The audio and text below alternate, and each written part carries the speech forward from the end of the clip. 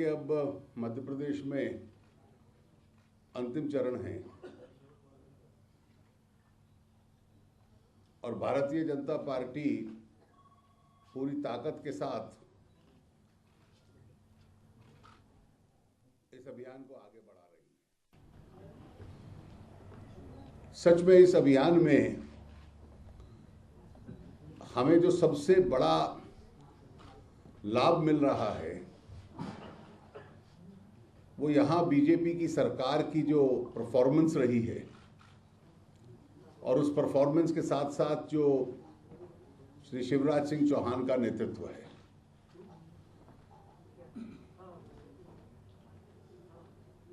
मुझे 2003 के चुनाव में यहाँ ज़्यादा काम करने का अवसर मिला था। मैं प्रभारी था, उसके बाद से लगातार आनंद कुमार जी यहाँ के प्रभारी रहे हैं।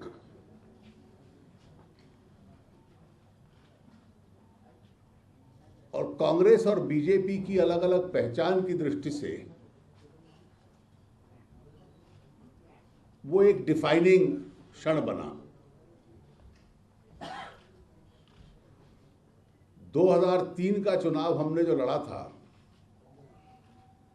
कि मध्य प्रदेश बीमारू राज्यों में से एक प्रमुख राज्य था,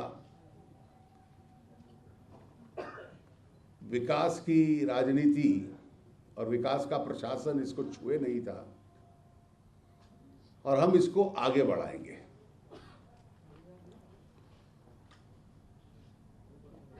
और पिछले 2 टर्म जो हमारी पार्टी को मिली हैं, जो प्रमुख विषय थे मध्य प्रदेश के संबंध में, यहाँ बिजली की समस्या, यहाँ पानी की समस्या, यहाँ सड़कों की स्थिति, यहाँ का आर्थिक विकास, उन सब विषयों की ओर ध्यान दिया गया है।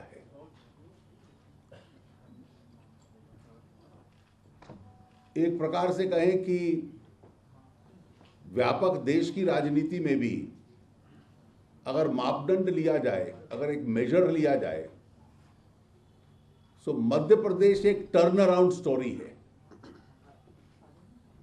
कि वो अपने बीमारू अस्तित्व में से कैसे बाहर निकली है और आने वाले वर्षों में और तेज गति होने वाली है।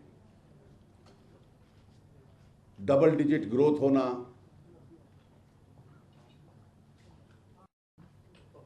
कृषि के क्षेत्र में पंजाब के साथ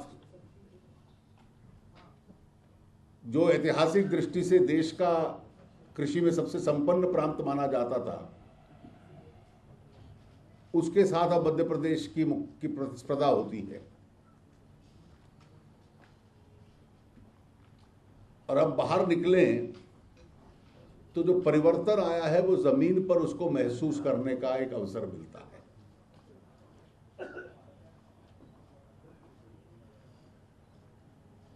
उसके पश्चात लगभग जितने चुनाव हुए हैं,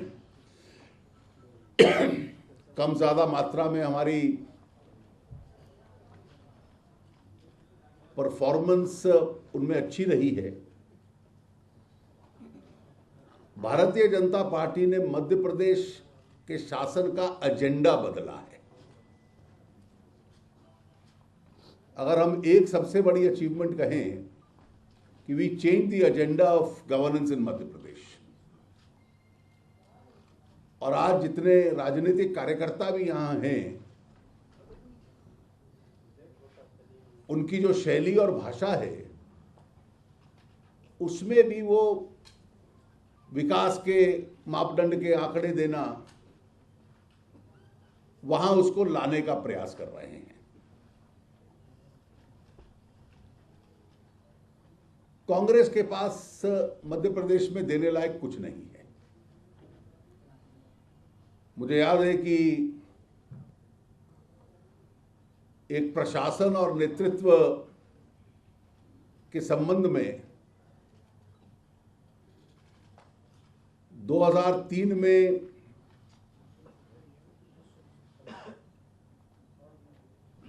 एक शब्द का प्रयोग राजनीतिक शैली में यहां आरंभ हुआ था, श्रीमान बंटा ढार। कई बार अब मुझे लगता है ऐसे वक्तव्य पढ़ के कि क्या ये शैली और शब्द भंटा ढार एक विचार वहां का बन चुका है।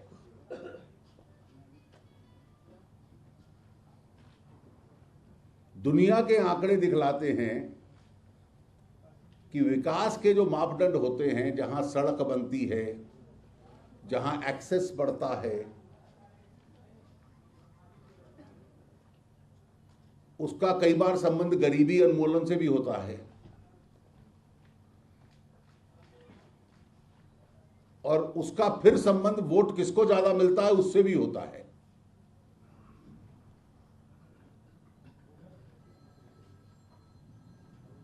और ये कहना कि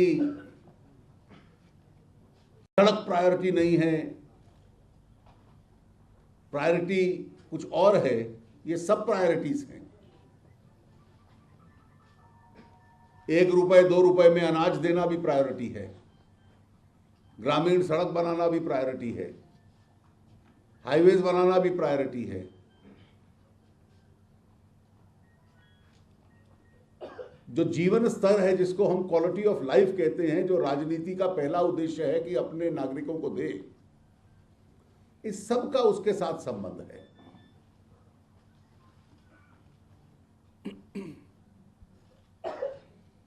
जहां तक मध्य प्रदेश से बाहर बाकी राजनीति का संबंध है,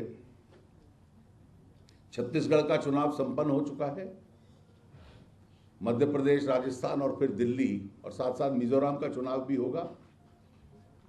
मिजोरम में तो हमारी पार्टी की इतनी ताकत नहीं है,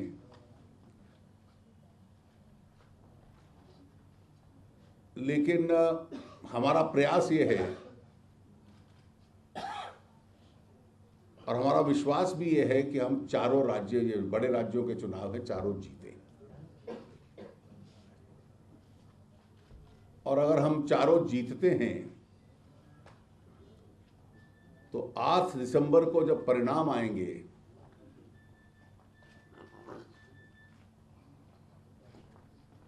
तो इस देश की राजनीति एक महत्वपूर्ण मोड़ लेगी।